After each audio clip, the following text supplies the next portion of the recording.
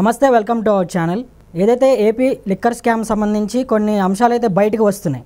ఈ అంశాలపై మనతో మాట్లాడడానికి ప్రముఖ అనలిస్ట్ శ్రీలీల గారు ఉన్నారు. మాట్లాడే ప్రయత్నం చేద్దాం. నమస్తే అండి. నమస్తే అండి. అయితే చెప్పండి, ఏపీ లిక్కర్ స్కామ్ సంబంధించి ఈ యొక్క అంశం తాడేపల్లి నుంచి బెంగళూరు లేదంటే హైదరాబాద్కి ఈ యొక్క ట్రాన్సాక్షన్స్ అంటే ఏమైనా జరిగినాయి అని కూడా చెప్తూ ఉంటున్నారు. ఎట్లా చూస్తారు దీన్ని? ఇక్కడ మద్యం కుంభకోణం అసలు 2019 జగన్మోహన్ రెడ్డి అధికారంలోకి రాకముందే ఎన్నికల ప్రచారంలో ఉన్నప్పుడే మద్యం అనేది లేకుండా చేస్తానని చెప్పేసి ప్రజలకు ఒక హామీ ఇచ్చాడు. అక్కడే వాళ్ళు అప్పటికే ప్లాన్ చేసుకున్నారు ఎలా చేయాలి కుంభకోణం అనేది. ఈ రోజున ఒక్కొక్కటిగా బయటకు వస్తున్న నిజాలు. ఎవరెవరు రావాలి, ఈ బ్యాచ్ అంతా మనం చూసాం. రాజకేశ్వరరెడ్డి దగ్గర నుంచి విజయసాయి రెడ్డి, మిథున్ రెడ్డి, మరి అలాగే వాసుదేవరెడ్డి, కృష్ణమోహన్ రెడ్డి, ఇలా చెప్పుకుంటూ పోతే ఎవరైతే ఈవిడ భారతిరెడ్డి ఓఎస్డీ అయిన బాలాజీ గోవిందప్ప, వీళ్ళందరూ ఒక్కొక్కరిగా అందరూ కలిసి గూడుపుటాణి చేసి ఏ విధంగా రాష్ట్రం నుంచి మద్యం అనేది అంటే ప్రభుత్వం డైరెక్ట్గా సేల్ చేసే విధానాన్ని వాళ్ళు అమల్లో తీసుకొచ్చి, మరి ఏదైతే మనం చూసాము డిస్టిలరీస్ అవన్నీ కూడా దాంట్లో రాజకేశ్వరరెడ్డివి, సజ్జల శ్రీధర్ రెడ్డి అనే వ్యక్తివి, వీళ్ళందరివి కూడా దాంట్లో ఉండటం, వీళ్ళందరూ కలిసి సరే వీళ్లే తయారు చేసి అమ్మారు, ఎక్కువ రేటుకి అమ్మారు అంటే కనీసం నాణ్యమైన మద్యాన్ని సరఫరా చేశారంటే అది లేదు. చాలా నాసిరకం మద్యాన్ని సరఫరా చేసి ఇక్కడ డబ్బులు దోచుకోవటమే కాదు, ప్రజల యొక్క ఆరోగ్యాన్ని కూడా దెబ్బతీశారు. ఎంతమంది చావుకు వీళ్ళు కారణమయ్యారు, ఎంతమంది ఆడపిల్లల తాలిబొట్లు తెంచడానికి వీళ్ళు ఆ రోజున పాల్పడ్డారు, ఎంతమంది ఇళ్లలో ఆంధ్రప్రదేశ్ రాష్ట్రంలో ఇంటి యజమానులు కోల్పోయారు, ఏ విధంగా వాళ్ళు దిక్కులేని పక్షులయ్యారు. దానింటికి కారణం వీళ్ళేను. ఖచ్చితంగా వాళ్ళ ఉసురు కొట్టకపోతుందా? ఖచ్చితంగా ఒక మనం చెప్పుకుంటూ ఉంటాం కర్మ అనేది ఒకటి ఉంటుందని. ఆ కర్మ అనేది వదిలిపెట్టదు. రోజు నువ్వు అధికారంలో ఉన్నావు, లేకపోతే ఒక ప్రజాప్రతినిధిగా ఉండి మరి ప్రజల పట్ల మీరు వ్యవహరించాల్సిన తీరేంటి, మరి ఈ రోజున మీరు చేసిన పని ఏంటి అంటే, ఈ రోజున మొన్న చూస్తే అసలు ఫస్ట్ రాజకేశ్వరరెడ్డి అనే పేరు ఎక్కడ వినిపించింది?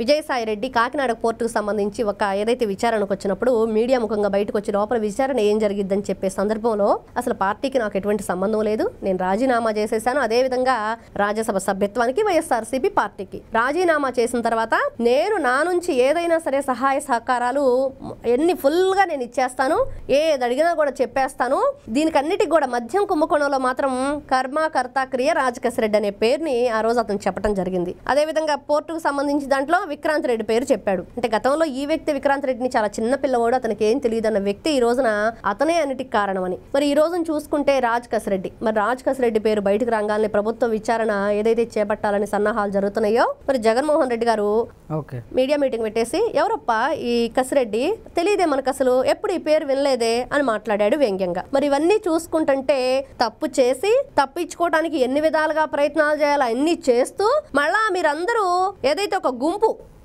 మనం చూసాం ఆలీబాబా 40 దొంగలని, అలాంటి ఆలీబాబా 40 దొంగల ముఠాలాగా వీళ్ళంతా కూడా ఒక ముఠాన్ని ఏర్పరచుకొని ఇక్కడ చూస్తే మనం కొంతమంది దొంగలు ఉన్నారు వీళ్ళలోనే, కొంతమంది దొంగల్ని తయారు చేసుకున్నారు, అందరూ కలిసి రాష్ట్రాన్ని దోచుకున్నారు. ఇదైతే మనకు క్లియర్ గా కనిపిస్తుంది. ఇంక ఈ ఆలీబాబా 40 దొంగల విషయానికి వస్తే 40 దొంగలు దొరుకుతున్నారు కానీ ఆలీబాబా దొరకట్లేదు. అతి తొందరలోనే ఆలీబాబాని కూడా అరెస్ట్ చేయడం ఖాయం అనేది మనం ఈ రోజు చూస్తున్నాం. అయితే హైదరాబాద్ లో కూడా సోదాలు జరుగుతున్నాయి అని విన్నాము ఈ రోజు.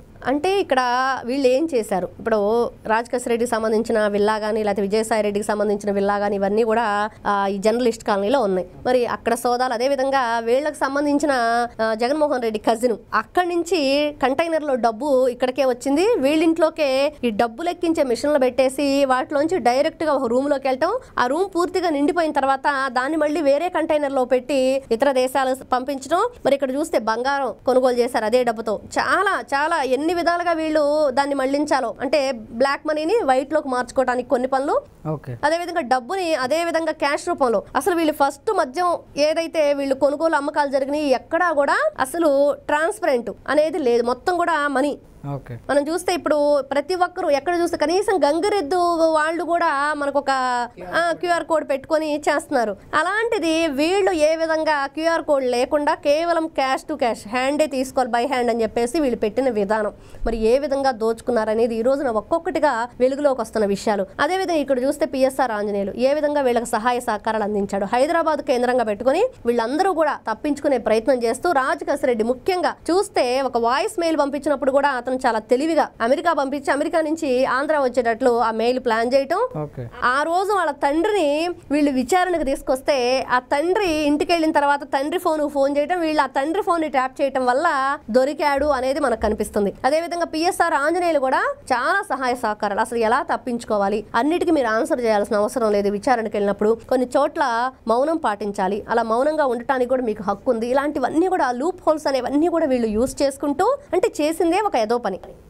ఒక దొంగ పని, వీళ్ళు చేసిన ఈ దౌర్భాగ్య పని మళ్ళీ కూడా నిన్న చూస్తే ఎవరైతే రాజకేశ్వరరెడ్డి ఉన్నాడో పోలీసులు ఒక్కొక్క విచారణ అడుగుతుంటే ఈ విధంగా మీరు అనుకున్నారంట కదా, అన్ని విషయాలు మీకు తెలిస్తే ఇంకా నన్ను ఎందుకు క్వశ్చన్ చేస్తారని ఎంత ధీమాగా వాళ్ళు మాట్లాడటం. అంటే దొంగతనం చేసి కూడా వీళ్ళు ఏ విధంగా దొరల్లా మాట్లాడుతున్నారంటే ఖచ్చితంగా ప్రజలు ఈ విధంగా కోరుకుంటున్నారంటే వీళ్ళని కఠినంగా శిక్షించండి. ఖచ్చితంగా దీంట్లో ఎవరైతే మెయిన్ ఈ దొంగల ముఠాకి ప్రాతినిధ్యం వహించిన వ్యక్తి ఉన్నాడో జగన్మోహన్ రెడ్డి, భారతిరెడ్డి, వీళ్ళిద్దరు ప్రమేయం ఉంది. వీళ్ళిద్దరిని కలిపి మరి భారతిరెడ్డి గారితో ఉండటానికి ఎప్పుడు ఇష్టపడడో జగన్మోహన్ రెడ్డి, మరి ఆవిడ బాధ కూడా పోవాలంటే మరి పాదయాత్ర చేసుకుందాం అనుకున్నాడు. పాదయాత్ర కాదు చేయాల్సింది జైలు యాత్ర, జగన్ జైలు యాత్ర 2.0 అంటే బాగుండిద్ది అనేది ఈ రోజు ప్రజలు అనుకుంటున్న విషయం. Okay, thank you very much.